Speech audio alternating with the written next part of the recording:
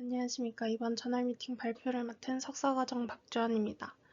제가 오늘 발표할 논문은 우울 증상이 있는 그룹과 대조군 간의 차이를 뇌 심장 상호작용 관점에서 조사한 연구를 소개해드리고자 합니다.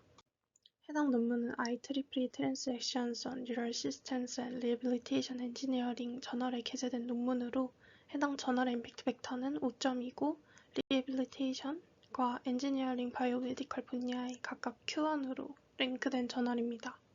첫 문단에서는 간략하게 우울증에 대해 얘기하고 있는데 우울증은 신체, 인지, 정서적 여러 형태로 사람마다 증상 양상이 다르게 나타나기에 객관적으로 진단을 뒷받침할 생체 지표가 부족하다고 말합니다.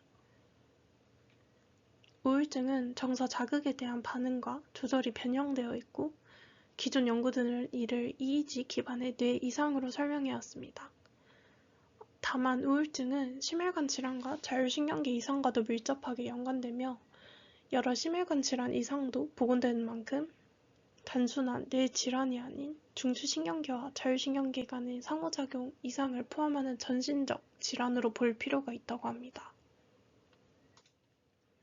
특히 우울증에서 교감신경 항진이나 미주신경 활성의 저하, HRV 변화 등이 보고되었으나 이러한 HRV 이상은 여러 우울증 외에 생리학적, 병리적 상태를 반영하기 때문에 HRV만으로 우울증의 정서 조절의 이상을 충분히 설명하기엔 부족하다고 합니다. 그래서 뇌 심장축 연결 메커니즘에 기반하여 우울증을 중추신경계와 자율신경계 사이의 상호작용 이상으로 보고 이를 브레인-하트 인터플레이 관점에서 상호작용 관점에서 접근하고자 합니다.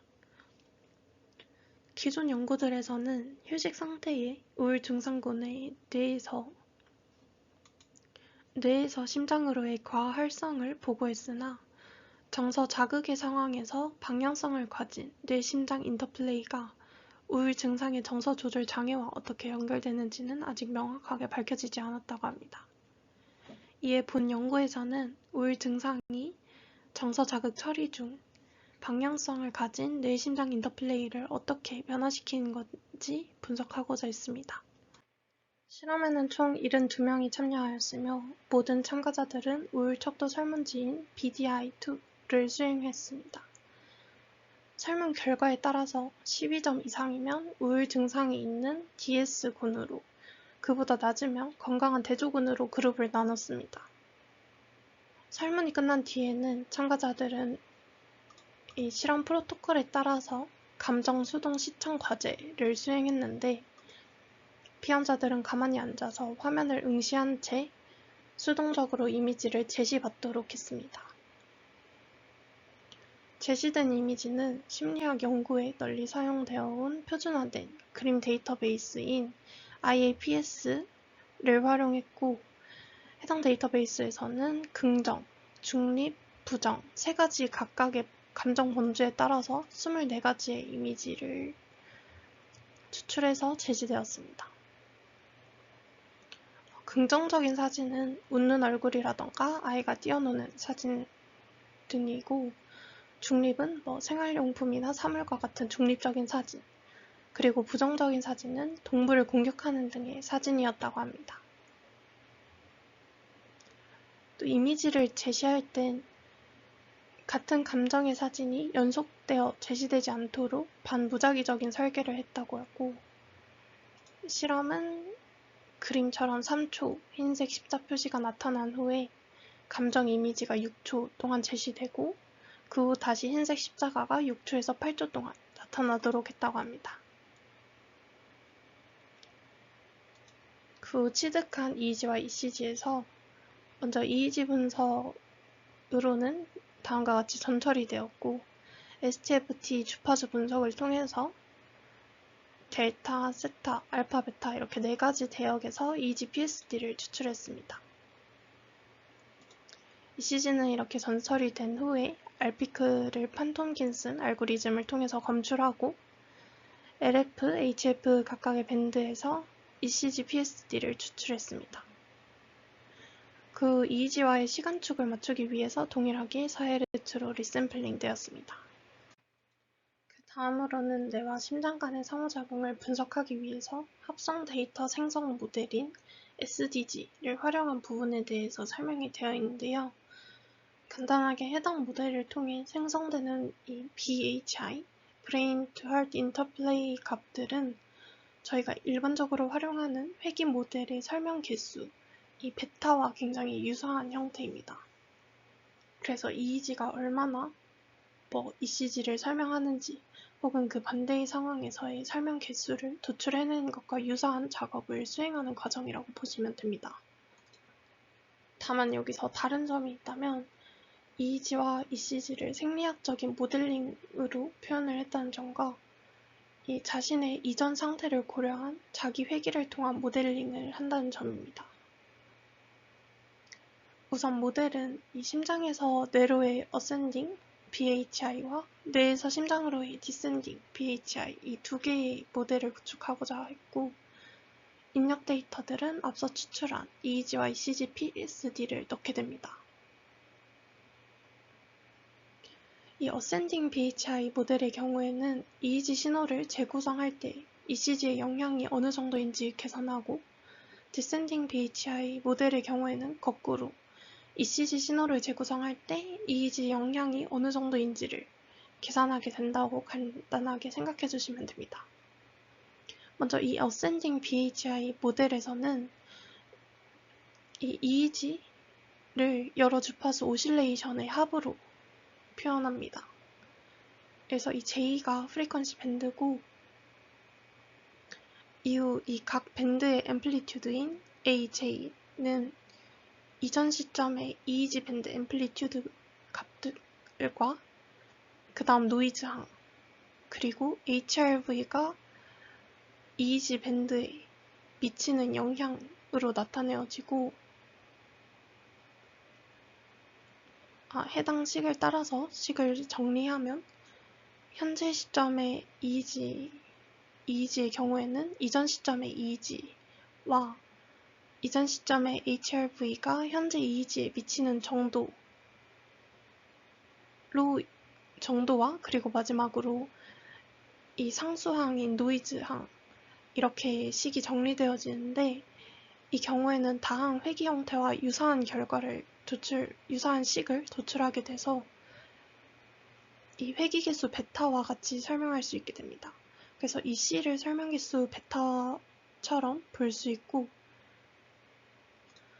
그렇게 되면 여기서 이 C 값으로 HRV가 EEG에 미치는 영향인 Ascending BHI 값을 도출할 수 있습니다.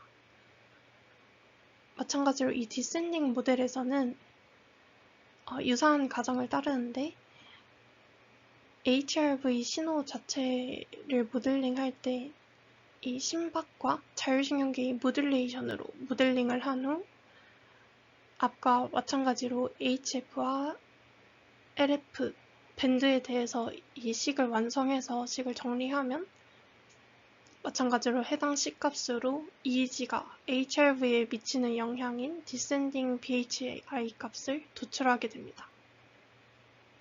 그렇게 해서 도출된 Ascending과 Descending BHI의 값들은 8개의, 그러니까 4개의 주파수 대역과 2개의 HRV PSD 대역에 따라서 각각 8개씩 총 16개의 BHI 인덱스를 추출해내게 됩니다.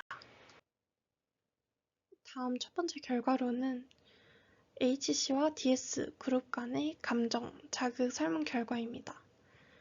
이 세 가지 자극에 의해서 유도된 감정 유발 결과, HC와 DS 각 그룹 간의 유의한 차이가 없었습니다. 즉, 이 설문지 결과는 우울 증상이 실험에 의해서 유도된 감정에 유의미한 영향을 미치지 않는다는 것을 알 수 있습니다. 다음 아래 결과는 뉴트럴 조건에서 HC와 DS 군간의 뇌 심장 상호작용을 분석한 결과입니다. 이때 스타밴드에서 HF로의 인터플레이가 유의하게 파란색, 그러니까 대조군 대비 DS군에서 더 높은 결과를 보였습니다. 이러한 결과는 기존의 휴식 상태에서의 우울 증상을 가진 피험자에게서 관찰된 탑다운, 뇌에서 심장으로의 인터플레이 증가와 일치하는 결과로 우울 증상을 가진 사람들은 특별한 감정 자극 없이도, 그러니까 중립 상태에서도 뇌가 심장 기능을 과도하게 조절하고 있다는 것을 의미한다고 합니다. 다음으론 긍정 및 부정적 이미지를 제시했을 때 HC와 DS 간의 BHI 비교 결과입니다. 전반적으로 부정적 정서 자극에서 유의미한 결과들이 관찰되었으며 HC 대비 DS 그룹에서 BHI가 유의하게 높았습니다. 해당 결과에서 그룹 간의 차이가 이 포지티브보다 네거티브에서 더 뚜렷하게 나타나는 걸 확인할 수 있는데, 이는 우울증이 부정적 자극에 대한 민감성, 부정적 정보에 대한 주의 편향이 중요하다고 알려져 있기에 네거티브한 베일런스 자극에서 뇌 심장축의 이상이 더 잘 드러날 수 있다고 합니다. 또 앞선 뉴트럴 결과와 유사하게 이 네거티브 결과에서는 HC 대비 DS 그룹에서 더 높은 파란색이 더 높은 BHI 결과를 보였는데, 이는 건강한 사람보다 뇌가 심장을 조절하는 탑다운 BHI가 더 강하다고 볼 수 있으며, 이 DS 그룹의 특징으로 중추에서 자율신경계를 과도하게 활성화시킬 가능성이 있다고 저자들은 봤습니다. 또 DS 그룹은 이 HC에 비해서 HF에서 이 뇌로의 BHI가 더 낮게 나타났는데요.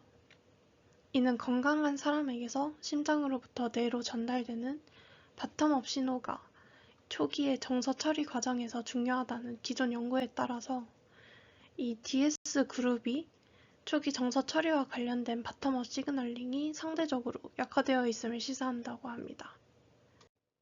다음은 DS와 HC 각 그룹 내에서 포지티브, 뉴트럴, 네거티브 세 가지 감정 간의 유의한 BHI 차이가 있는지를 살펴본 결과입니다.